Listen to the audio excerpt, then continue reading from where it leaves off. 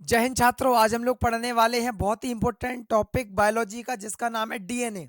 देखिए डीएनए जो है, जो आपकी स्क्रीन पे एक फोटो आ रही है, हम लिखेंगे इसी प्रकार से इसके बारे में, इसकी संरचना आदि के बारे में। लेकिन यह लिखने से पहले थोड़ा सा आप समझ लीजिए बेसिक इन्फॉर्मेशन इसकी, जो कि बहुत ही इंपॉर्टेंट है।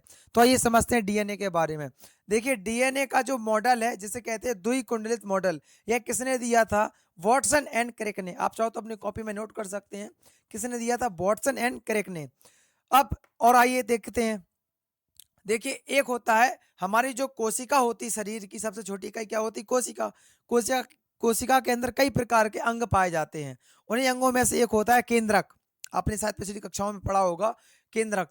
केंद्रक में क्या पाया जाता है? गुणसूत्र पाए जाते हैं। अच्छा, कितने गुणसूत्र होते हैं? हमने आपको वीडियो में समझाया है लिंग निर्धारण वाले में कि गुणसूत्र कितने होते हैं। गुणसूत्र होते हैं हमारे शरीर में 23 जोड़ी, अर्थात 46 संख्या में। देखिए गुणसूत्र जो है किसमें पाए जाते हैं? केंद्रक में। और गुणसूत्र से ही क्या बनते हैं? ये गुणसूत्र किससे मिलके बने होते हैं? डीएनए। और डीएनए का जो समूह होता है वो गुणसूत्र का निर्माण करता है। और डीएनए किसका ग्रुप होता है? जीन्स का, अर्थात जीन का।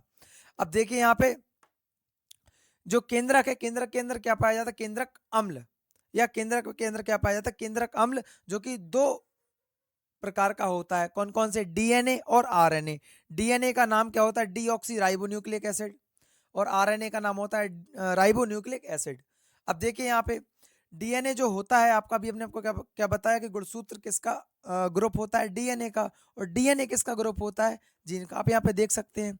और ये जोड़ी में कैसे रहते हैं? जैसे ये एक जोड़ी है, देखिए यहाँ पे ये जो ये वाला पार्ट है, ये एक हो गया, दूसरा ये हो गया। इसको हमने तोड़ दिया, इसके हमने गुच्छा बाहर ऐसे यहाँ पकड़े और सीधा खींच लिया। और खींचा। एक साइंटिस्ट का नाम है जॉन्सबर्ग। उन्होंने खींचा, जॉन्स ने। तो उन्होंने देखा कि ये और खींचने पर ये संरचना क्या दिखाई दे रही, तो उसको उन्होंने नाम दिया जीन। क्या नाम दिया? जीन। अब देखिए यहाँ पे जो जीन की आपस में लंबाई होती है वो होती है 34 एंगस्ट्रॉन्ग। कितनी होती है? 34 एंगस्ट्रॉन्ग। अब देखिए यहाँ पे डीएनए कहाँ कहाँ पाया जाता है या कहाँ कहाँ उपस्थित होता है? केंद्रक में, क्लोरोप्लास्ट अर्थात पादपों में, हरित लवक में और माइट्रोकॉन्ड्रिया में। ये 3 जगह इसकी उपस्थिति पाई जाती है। अब देखिए यहाँ पे ये जो आपका छोटा सा चित्र बना है, ये कोशिका के बारे में हम बता रहे थे कि कोशिका के अंदर एक न्यूक्लियस अर्थात केंद्रक पाया जाता है। अब देखिए यहाँ पे डीएनए के थोड़ी सी और इन्फॉर्मेशन देखते हैं। डीएनए जो होता है वो न्यूक्लियोटाइड का समूह होता है। क्योंकि ये जो आप संरचना देख रहा है, ये धागा नुमा संरचना, इसको बोला जाता है न्यूक्लियोटाइड। क्या बोला जाता है? न्यूक्लियोटाइड। अब जो जब यही बहुत सारी संख्याओं में हो जाते हैं तो उसको पॉलीन्यूक्लियोटाइड कहा जाता है। क्योंकि बहुत सारी संख्या को हम इसमें क्या कहते हैं? पॉली। जैसे हम कहते हैं पॉलीथिन दे दो, बाजार में कभी सब्जी लेने जाते हैं, क्या कहते हैं? पॉलीथिन दे दो। एक्चुअली हमने वहां पे कहा क्या है? Polyethene. Poly plus ethene. Ethene का ग्रुप जो कि बहुत संख्या में जुड़ा हुआ है, उससे क्या मिलके बनी? पॉलीएथीन। उसे कहते हैं पॉलीएथीन दे दो। ऐसे इसमें क्या हुआ? न्यूक्लियोटाइड का बहुत सारी संख्या में ग्रुप क्या बनाता है? पॉलीन्यूक्लियोटाइड, जो कि क्या कहलाता है? डीएनए। यह किस किस चीज से मिलके बनता है? न्यूक्लियोसाइड और फास्फेट से। अब देखिए यहाँ पे अगर हम चाहें तो इनडायरेक्टली इसमें क्या बोल सकते हैं कि यह 3 प्रकार का होता है। कौन कौन से? देखिए यहाँ पे सुगर, नाइट्रोजन क्षारक और फास्फेट। कोई दिक्कत नहीं है। और अगर आप चाहो तो 2 प्रकार का भी लिख सकते हो, एक न्यूक्लियोसाइड और एक फास्फेट, क्योंकि ये यही इसी के तो प्रकार है, सुगर और नाइट्रोजन क्षारक। अब इसके प्रकार कौन कौन? सुगर कौन कौन सी?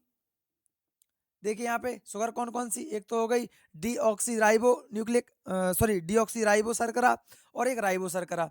अब देखिए यहाँ पे नाइट्रोजन क्षारक, ये 2 प्रकार के, प्यूरिन और पाइरिडमीन। कौन कौन से? प्यूरिन और पाइरिडमीन। अब देखिए यहाँ पे ये भी जो है 4 प्रकारों में बटी हैं। कौन कौन सी? ए जी टी सी। ए जी का यहाँ पे, ए का मतलब है यहाँ पे एडनिन, जी का मतलब है ग्वानिन, टी का मतलब है थाइमिन, सी का मतलब है साइटोसिन। ये आपस में हाइड्रोजन बॉन्ड द्वारा बंधी हुई होती हैं। अब किस किस में? देखो, ए और टी में आपस में डबल बॉन्ड, जी और सी में ट्रिपल बॉन्ड। ये आपको ध्यान रखना है हमेशा।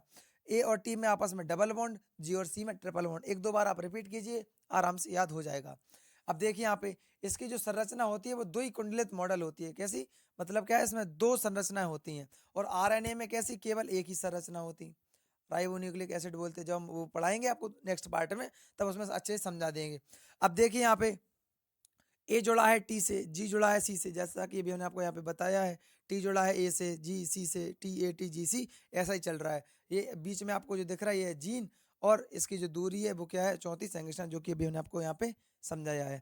अब आप इसका एक स्क्रीनशॉट ले लीजिएगा और हम अभी आपको इसके बारे में कैसे लिखा जाता है वो भी डिस्क्राइब कर रहा है। तो आइए समझते हैं किस प्रकार से लिखा जाता है डीएनए के बारे में। तो देखिए यहाँ पे अम्लीय प्रकृति होने के कारण इसे केंद्रक अम्ल कहा जाता है, क्योंकि ये कैसा होता है, एसिडिक अर्थात अम्लीय होता है। इसकी कुछ मात्रा माइटोकॉन्ड्रिया में और कुछ हरित लवक में, लेकिन अधिकांश मात्रा किसमें होती है, केंद्रक में होती है। हमने आपको अभी बता रखा है। अब देखिए यहाँ पे यह द्विकुंडलित होता है, इसमें क्या है, दो कुंडलियां हैं अर्थात दो धागेनुमा संरचना है। और देखिए यहाँ पे डीएनए की संरचना आप किस प्रकार से लिखेंगे, जो कि आपको यूपी बोर्ड में लिखना है। तो आइए देखिए, डीएनए न्यूक्लियोटाइड्स का समूह होता है जिन्हें पॉलीन्यूक्लियोटाइड्स कहते हैं। देखिए हमने आपको अभी समझाया है कि न्यूक्लियोटाइड्स का जो समूह होता है उसे क्या कहा जाता है, पॉलीन्यूक्लियोटाइड्स, अर्थात डीएनए का दूसरा नाम क्या है, पॉलीन्यूक्लियोटाइड्स। अब देखिए यहाँ पे जो कि सर्पिला क्रम में जुड़ी होती है, देखिए यहाँ पे सर्पिला का मतलब सर्प जैसे आकार की, सर्पिला क्रम में जुड़ी होती हैं। इसमें डीऑक्सीराइबो शर्करा पाई जाती है। इसमें कौन सी शर्करा होती है, डीऑक्सीराइबो शर्करा। देखिए डीएनए का प्रत्येक अणु 3 घटकों से मिलकर बना होता है, हमने आपको अभी समझाया है कौन कौन से, डीऑक्सीराइबो शर्करा, फास्फेट और नाइट्रोजनी क्षारक। ठीक है, अब देखिए यहाँ पे नाइट्रोजनी क्षारक 2 प्रकार के होते हैं, प्यूरिन और पिरिमिडीन। प्यूरिन ए और जी अर्थात एडेनिन और ग्वानिन, और पिरिमिडीन कितना होता, टी और सी। टी का मतलब है थाइमिन और सी का मतलब है साइटोसिन। अब देखिए यहाँ पे अगर आप चाहो तो एक पॉइंट और इसमें बना के लिख सकते हो कि इसमें जो प्यूरिन होता है वो पिरिमिडीन से किस प्रकार से जुड़ा होता है। जिसमें एडेनिन है वो थाइमिन से,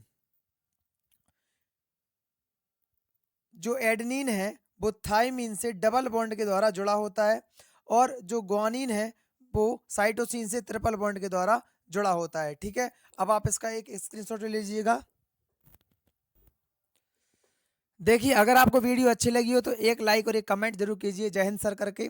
ठीक है, और आरएनए के बारे में नेक्स्ट वीडियो में पढ़ने वाले हैं, और डीएनए आपको अच्छा लगा हो तो एक लाइक अवश्य कीजिएगा। ठीक है, जय हिंद, जय भारत।